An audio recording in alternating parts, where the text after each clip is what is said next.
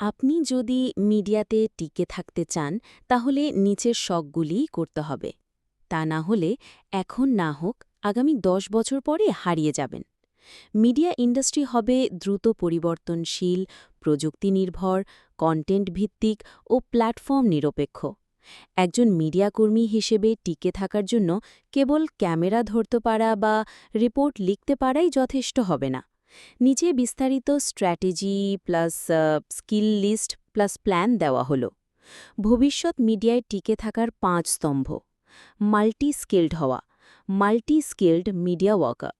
ভবিষ্যতে কোম্পানিগুলো একজনের কাছেই চাবে reporting plus video shooting plus editing plus social media management. আপনার শেখা উচিত mobile videography, video editing, CapCut, VN, Premiere Pro, script writing, Facebook, YouTube Shorts, reels content বানানো। নিজের একটি ব্র্যান্ড তৈরি করা। মিডিয়ার চাকরির পাশাপাশি আপনার নিজস্ব পরিচয় থাকতে হবে। আপনার ফোকাস হতে পারে নিজস্ব Facebook page, YouTube channel, content Islamic plus সামাজিক সচেতনতা প্লাস ট্রেন্ডিং টপিক। নিয়মিত ভিডিও, রিল, লাইভ পোস্ট করা। রেজাল্ট, ভবিষ্যতে চাকরি হারালেও আপনি ইনকামে থাকবেন। ডিজিটাল ও এআই দক্ষতা। বিশ্বজুড়ে মিডিয়ায় এআই ঢুকে পড়েছে।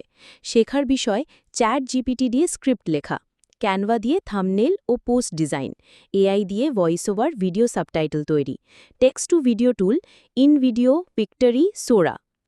Deep knowledge plus authority content. Media এখন আর শুধু কে আগে খবর দিল সেটা নয়, বরং কে গভীরভাবে বিশ্লেষণ করে সহজ করে উপস্থাপন করল সেটাই মানুষ খোঁজে।